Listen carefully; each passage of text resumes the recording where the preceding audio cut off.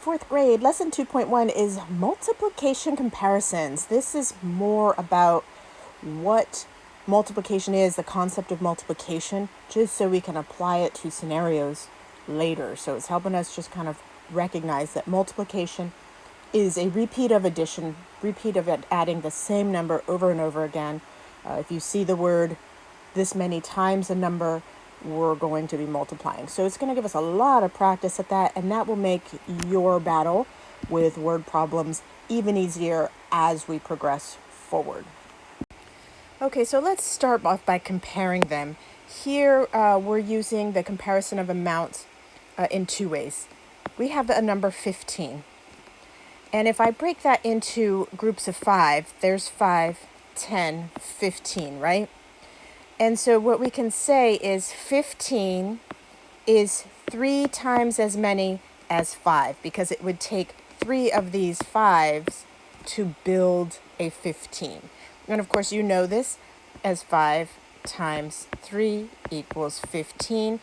In language sense, we can say 15 is 3 times as many as 5. Multiplication is commutative. It can be reversed. So let's look at that. Just like addition. Remember, addition was commutative. 3 plus 5 was 8, and 5 plus 3 was 8. Multiplication works that way too, because again, multiplication is really just repeated, the shortcut for repeated addition of the same number over and over again. 5 plus 5 plus 5. 3 times the amount of 5. And looking at that same multiplication fact, 15 is 1, 2, 3, 4, 5 times as many as 3. 5 times of the 3's. 3 repeatedly added to itself 5 times over. So multiplication is just that repeated addition of the same number over and over again. 3 added to itself 5 times. So it is 5 times as many as 3 is how the wording could go. And so we could write it like this, which was just the reverse of that, right? That was that commutative property where the numbers can switch spots and we're still going to end up with the same product, the same answer. We can say this as 15 is 5 times as many as 3, or 15 is 3 times as many as 5. And that's the verbiage, that's the language this lesson is using, is 15 is 5 times as many as 3, or 15 is 3 times as many as 5. So we'll get into this and look at it and get it practiced a lot. You'll feel good about this, I'm pretty sure. All right, so let's take that idea and put it into action, and you'll see now how this falls into place as helping us deal with those questions that feel confusing at first. Carly has 9 pennies. Jack has 4 times as many pennies as Carly. How many pennies does Jack have? And of course, you remember, we read it first, we underline the question, how many pennies does Jack have? We know that Carly has 9, circle the information given, and we know that Jack has 4 times as many as Jack. So here's 4 times as many as Carly. What do we need to compare? We're comparing Carly's value and Jack's amount of pennies. Next step, we've underlined the question, we've circled the information, draw it, and in this case they kind of drew it out for us. We just have to fill in the numbers. We know that Carly has 9. That was the information given to us. And we know that Jack has 4 times that amount. 1, 2, 3, 4 times that amount. So we're going to fill in that 9 that Carly has 4 times over. Basically saying 9 plus 9 plus 9 plus 9. 9 added to itself 4 times. And the shortcut for that repeated addition is multiplication. 9 4 times.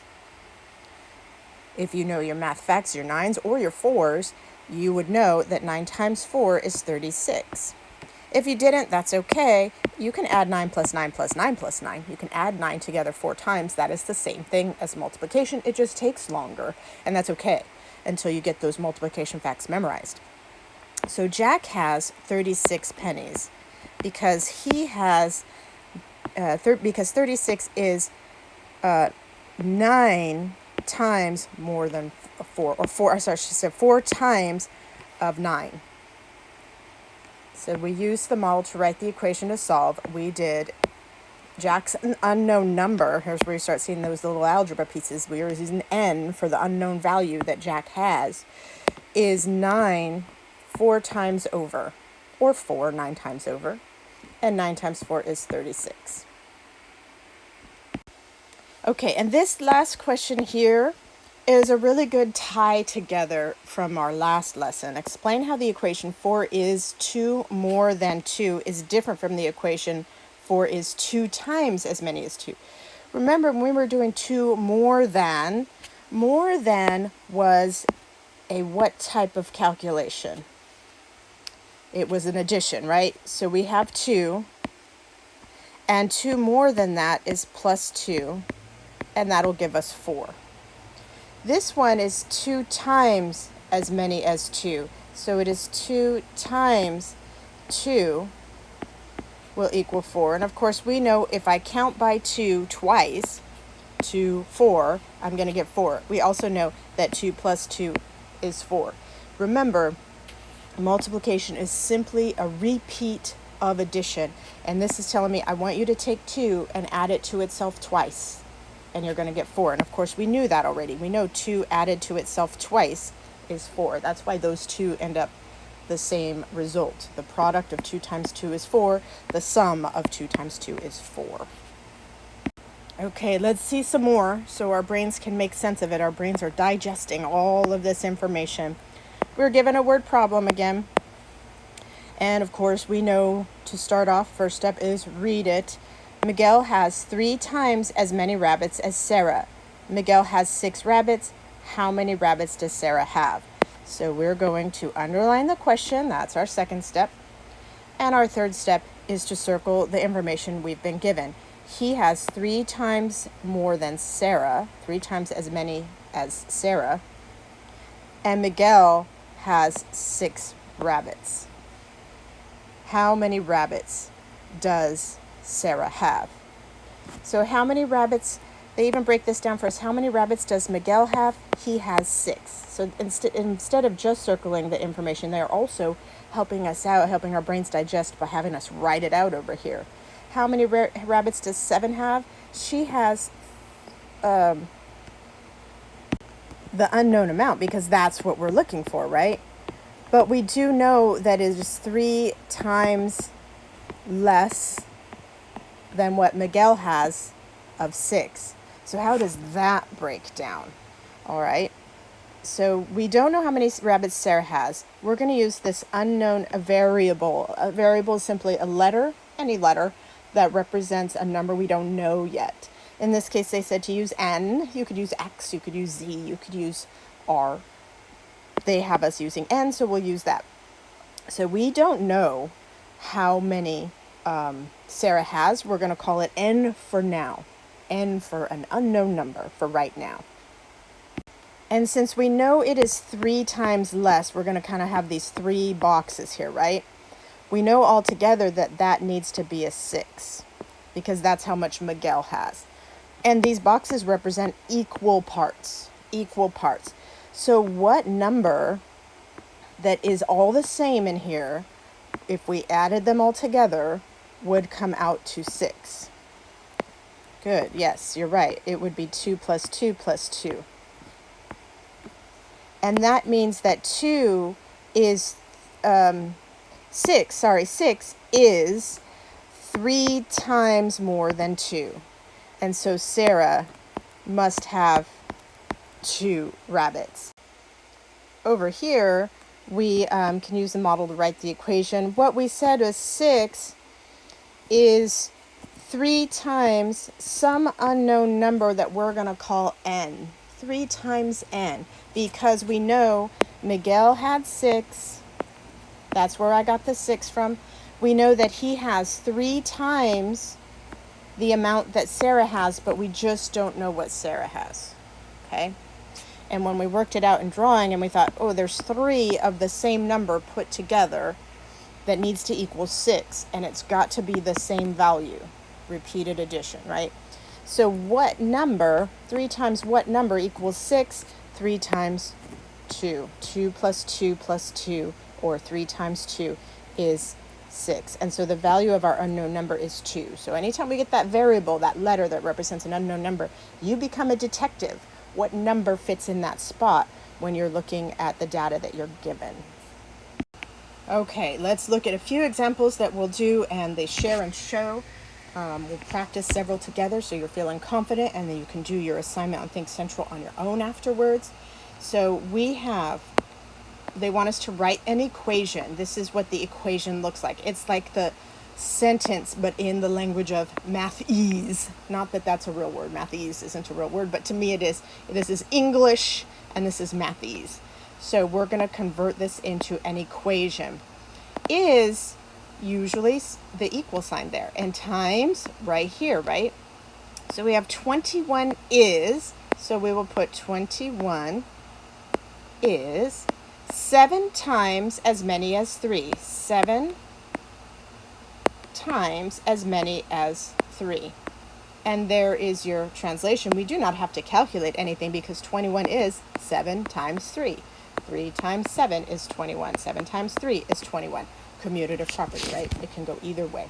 If I added 7 plus itself, 3 times 7 plus 7 plus 7, I get 21. If I add 3 to itself 7 times, 3 plus 3 plus 3 plus 3 plus 3 plus 3 plus 3, it is 21. Remember, multiplication is the repeated addition of the same number, however many times it tells you to do it. It's a shortcut. Write a comparison sentence again. This time we're taking the mathese language and converting it into English. Okay.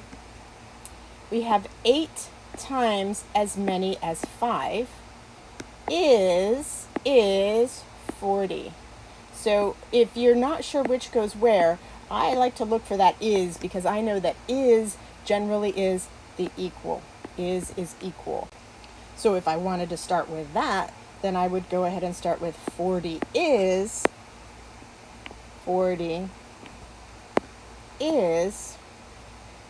5 times as many as 8, or 8 times as many as 5. Either way, you're going to be correct. Multiplication is commutative. Yes, you're right. I'll write that word up here because you keep hearing me say it. Addition and multiplication are both commutative, meaning if you do it in one order, you're going to get one answer. If you do it in the reverse order, you're going to get the same answer. 8 times 5 is 40. 5 times 8 is 40. 8 plus 5 is 13. 5 plus 8 is 13, right? Commutative. Subtraction is not commutative. It's very picky. And division is not commutative. It's very picky. You'll see that as we go forward as well. All right. Let's look at this. There are 8 students in the art club. There are 3 times as many students in chorus. How many students are in chorus? Underline the question. Circle the information that we are given. This is the art club. There are 3 times as many students in chorus. So we have art and we have chorus. We don't know how many are in chorus, do we? Let's call it X for an unknown number. I don't know. I don't know how many people are in chorus. Unknown numbers are a variable, a letter that we choose to represent the fact that we don't know it. But we know that art has 8 people, so let's put 8 here. Okay?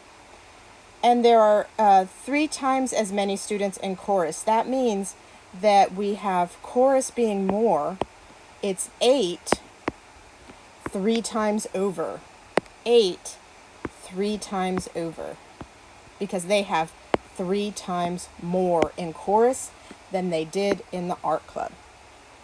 Okay, this is 8 added to 8 added to 8, or 8 times 3, which is the same thing. 8 times 3, or 3 times 8. If you know your 3's better than your 8's, it's the same. It is 24. We can write this as n. Oh, they used n, so we'll just say, okay, n is our unknown number. N is our unknown number. It's our variable. N is equal to 8, the amount of people that were in art, but 3 times over. 3 sets of 8, because there's 3 sets more in chorus than there are in art. And when you calculate 8 times 3, of course, you get 24. The value of n is 24, so there are 24 students in chorus. hopefully this is starting to kind of click into place. We'll do a few more practices. Okay, and this is the section you're going to want to be ready to hit the pause button and try it before I get to the answer, so you can see, am I getting it or am I not? And it's okay if you're not. The more we practice it, the easier it becomes. But after these 4 practice problems of you trying it and seeing if you get it, you should be pretty confident to do the Think Central or the On Your Own section. So draw a model and write an equation. We have 6 times as many as 2 is 12. They want us to write the equation, the number sentence that's there. So go ahead and pause it and try writing it out and see what you get, and then push play. All right, so I assume now that you have written it out. I'm going to start with the is 12 because I really do know that is means equal. So I have is 12. And I have 6 times as many as 2. And there's my sentence, 6 times 2 equals 12. If you did 2 times 6 equals 12, you really kind of are saying 2 times as many as 6 equals or is 12. But they're equal, they're the same amount. Commutative property, right? Multiplication isn't picky about which order you go in. So I would say you're correct in the equation. Maybe the wording went out of order. This would be 2 times as many as 6 is 12, and this is 6 times as many as 2 is 12. Try this one. Let's see how we do. All right, you've tried it, you paused, you tried. Okay, let's see how you did. I have 20 is. I tend to focus on that is because it helps me know where my starting point is. 20 is 4 times as many as 5. There's the translation. That's getting a little easier now, right? If you had 20 equals 5 times 4, you are correct. If you reversed the equation and did 4, let me do a different color here. If you did 4 times 5 is 20, you're still correct. It's still the same thing, right? You have 4 times 5 is 20. You have 4 times 5 is 20. You have 4 times 5 is 20. Okay? So technically all correct. Now they want us to go ahead and take the mathese version of the sentence, the math language of the sentence, the equation, and turn it into English. So pause and try. All right, now that you've tried, let's go ahead. Is my equal sign, and it's got 18 is. How many times as many as how many? So it says 18 is 9 times as many as 2. 18 is 9 times as many as 2. All right, I think you probably got that fast, or this time you'll get it even faster. Go ahead and try this one, push pause, and then play when you're ready. Okay, I just really like to start with the is personally. So 32, we're going backwards, is how many times as many as how many? I'm going to say 8 times as many as 4. If you said 32 is 4 times as many as 8, you're still technically correct. Okay? I hope you're feeling good about this. That is the lesson. So go ahead and get yourself on Think Central and try lesson 2.1, or if you're not doing in Think Central, then the On Your Own in your book, page 49. See how you do. Good luck.